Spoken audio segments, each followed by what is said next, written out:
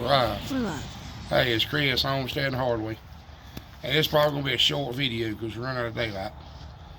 But we need to talk about hog feed.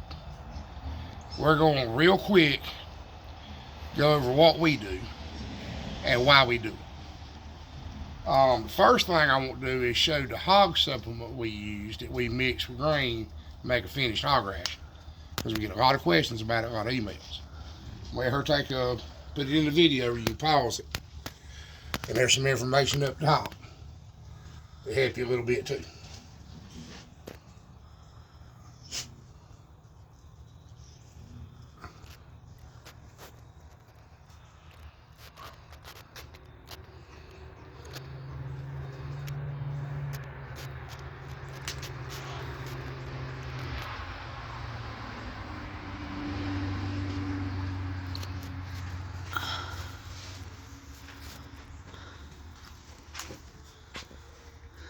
When we say grain scoop, that just don't have to sit here so it was easy to do it. That's a horse feed scoop. What a lot of people call horse feed scoop. They hold 2.5 pounds. Your traditional old metal scoops, every one of them's 5 or 6 pounds. It depends on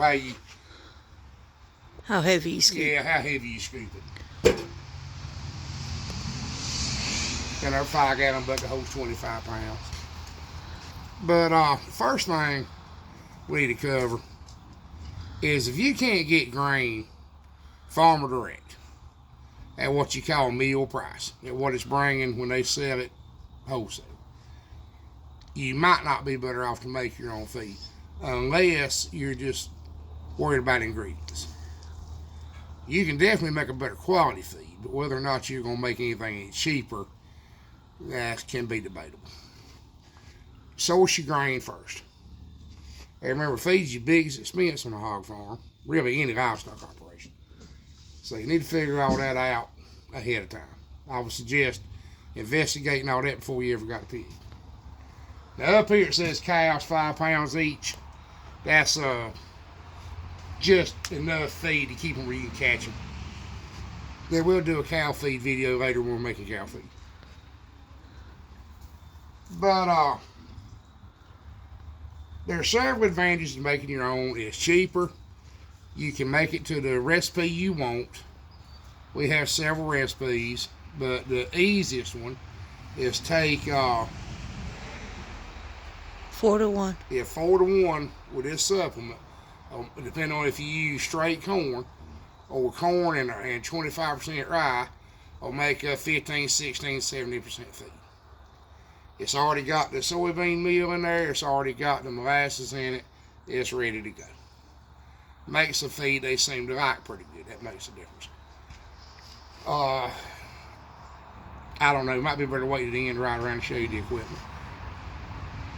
Another thing you need to think about is, we've already got tractors. We've already got a skid steer. You got to look at the cost of buying the equipment too.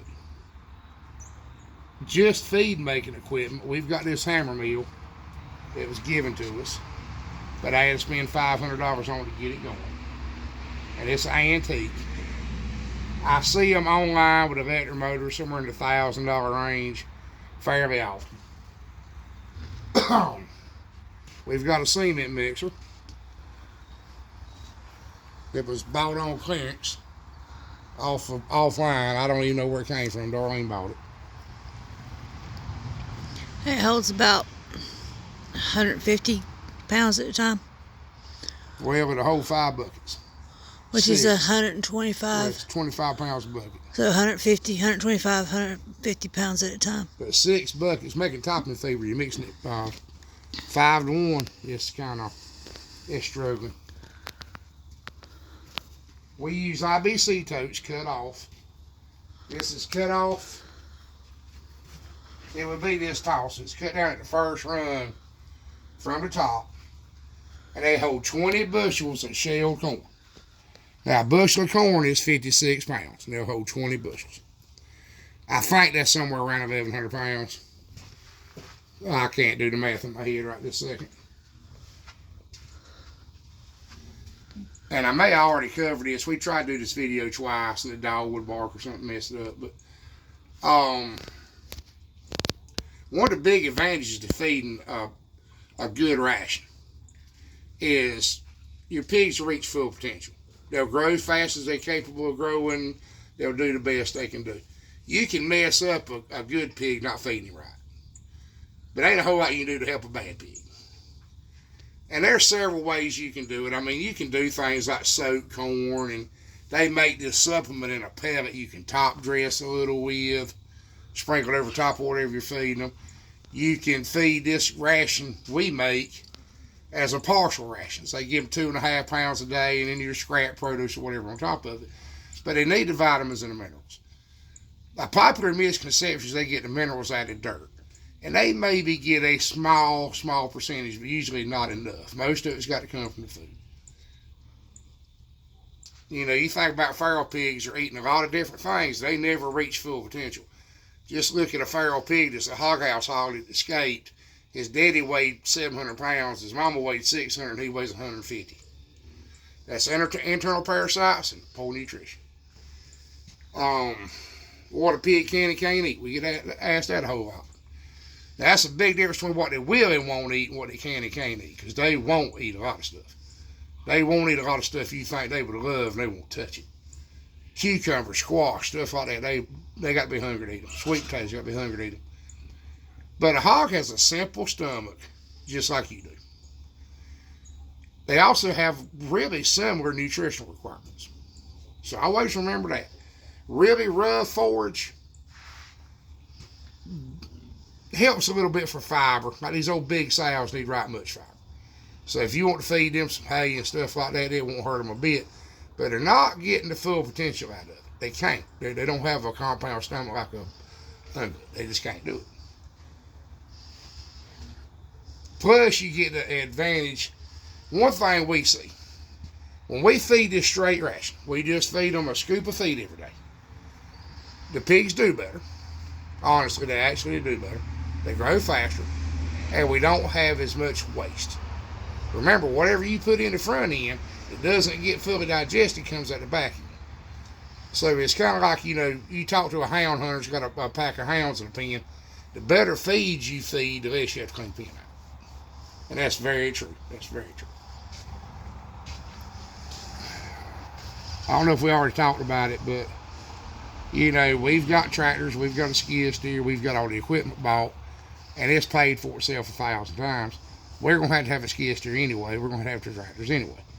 If you've got to buy a tractor and all the other stuff to go with it, it may not. Show them the scales. Yeah, the hanging scales.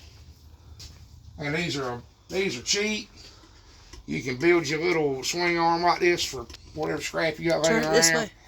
Those scales are less than, I don't know, I've had them a long time. They're probably less than $20, but I'm sure you can get a set for less than $50 now. And they're zeroed out for a 5-gallon bucket, in case you're wondering why it wasn't on zero. Yeah, that's right. You got to hang whatever container you're going to use weighing on it and zero it for that. And this is the arm that he made, so it swings out when in use. Pretty cool, huh? Well, we'll show you the hammer wheel that we possibly already talked about.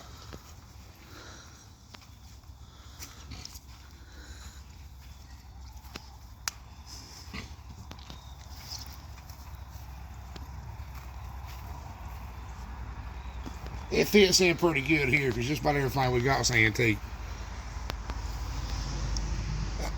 I converted it to that double belt drive from a long flat belt. Put the corn in up here. Goes down there. Comes out over there.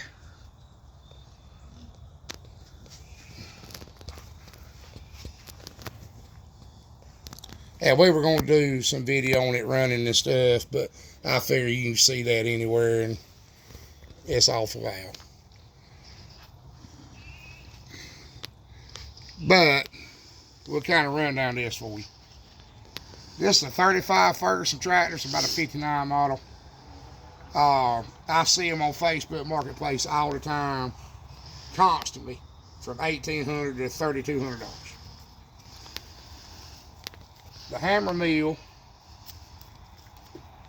like I said, Kennedy Auction Company gave us this one, and thank you. I finally got to meet him the other day at Johnny and Melissa Sharp's, but I do appreciate it. And I had to convert it to run the double bells. Now, I had the steel for the platform, which I built it really heavy because I didn't know how it was going. I wanted it heavy but stable. The couple of pulleys in the shaft were, and the belts was $500. It's not counting any labor, just those 3 pieces, and I had everything else. The IBC totes are free, and they actually come in different sizes. There's a smaller one that's cut off lower.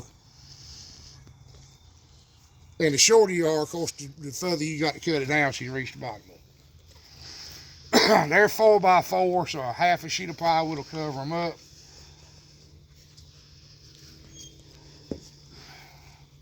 And like I said, they weigh somewhere in the 1,100-pound range, I think, loaded. So you're looking at, say, let's say on the high side, $3,500 for tractor, $500. I think I see them. Now this ain't what we got in nothing, but this is what it might cost you to get started. Figure $1,000, $1,500 for the mill, or you could buy something like a Gale mixer grinder. I see them fairly often for $1,000 or so, $1,500.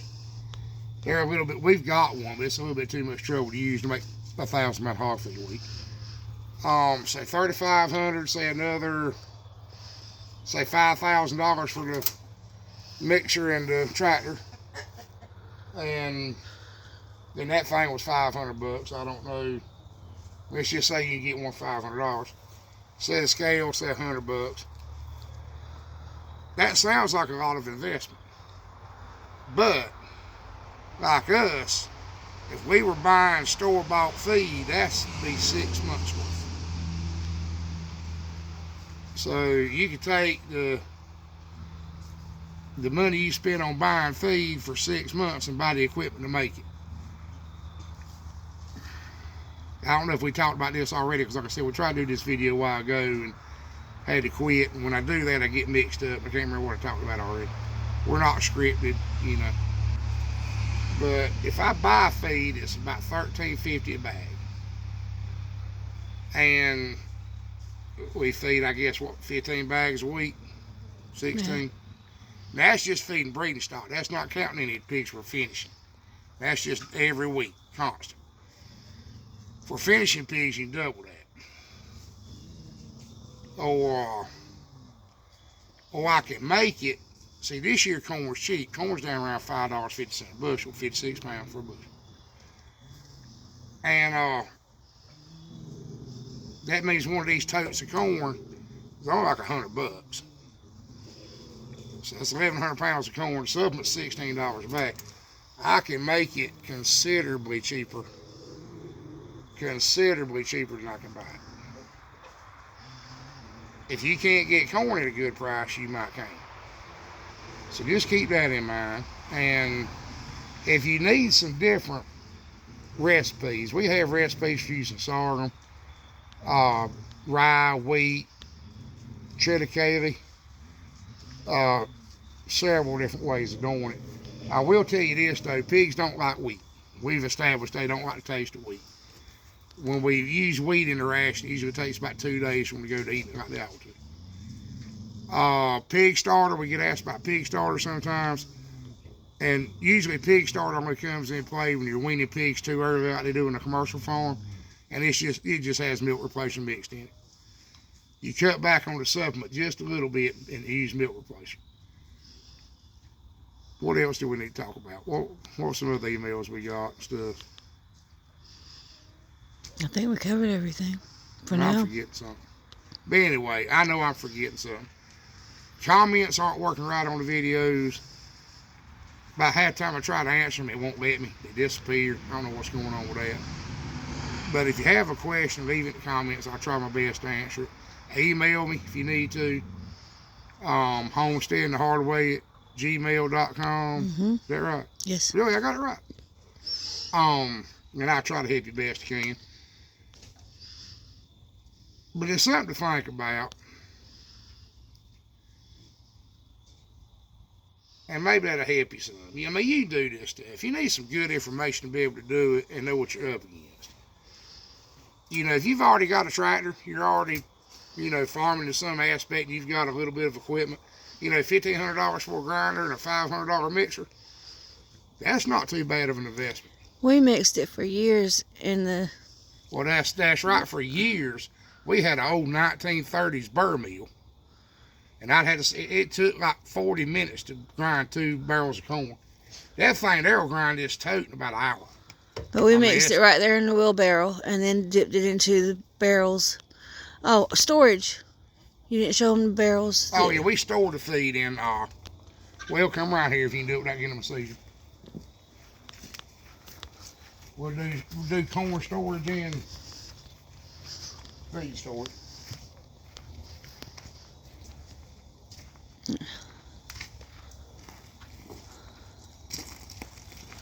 We're in the middle of a remodel, and what was the corn storage shelter now has a fence built in front of it. It's fixing to get cut up and get cut down.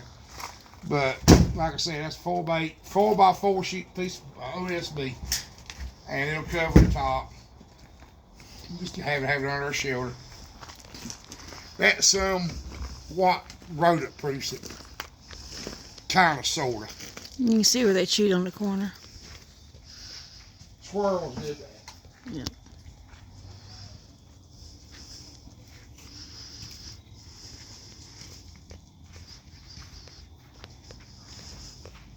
These are pickle barrels for Mount Ogden pickles, believe it or not. Can y'all imagine that? Right down the road. But Mount Ogden pickle barrels. And they hold 250 pounds. The taller black barrels, they hold 300 pounds.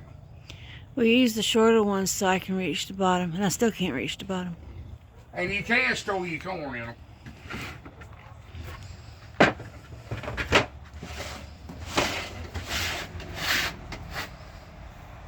Now we grind the feed in this one.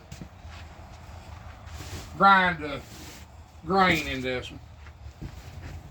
And because I think somebody asked me about this, and it is how it works, you can mix the supplement into the meal while you're grinding and skip the step of mixing it. But it don't mix it that good. And that supplement is a lot of salt in it. Will rust out your machinery. And it will ruin that hammer mill. I mean, we've been doing this stuff for generations, right? And when I was younger, I know we burned up 2 hammer mills. The salt and the supplement would eat them up, and they'd just come to pieces. I had one blow up on me. Somehow it was my fault. So rusty, it just come apart. And when they come apart, they come apart. Because that thing's turning like 21,000 RPM or something crazy, you know. And when they fly apart, they're scary. So, plus I can't afford a new one. I was really, really lucky. If it hadn't been for Johnny Sharp and Mr. Kennedy, wouldn't have had that one. They found it in an old building somewhere and let me get it, trying to help me out. So I really don't want to take any chances on messing it up. I can take a little bit extra effort to mix it in that cement mixer. And you can see where it's trying to rust anywhere the paint comes off of it. Really bad. So all the salt and feed is corrosive. If you can see in there. Well, there's some spots in there. There's some out here where it rubs on that wheelbarrow real bad. Right there's a good one. See how rusty that is? Mm-hmm. And I don't know, you can show them that thing, because when it showed up here, I didn't have high hopes for it. They say it's a cement mixture, but I don't know if it'd hold up mixing cement or not, but it was cheap, and it's worked really good for this. Well, we're running out of daylight, and we got to feed up. Oh, and you can use the same mix here for poultry, especially like meat birds. If you're going to use it for your laying mash, needs a little more calcium in it. We'll do another video one day on chicken feed and cow feed. But anyway, just if we can help you do this, we want to help you do it. Remember, you can do it, you just can't do it thinking about it. You'll never plow a field but turn it over in your mind. So get up and get after it. We're not in the merchandise business, but we've got some t-shirts and ball caps on the way, I think. And we're pretty much going to be selling them at cost if anybody wants any. Just let me know. I guess really won't see if enough people want them to even get them made. We had some at the event the other day and sold out, so it seemed to be a little bit interesting. And I appreciate you watching. Y'all have a good evening.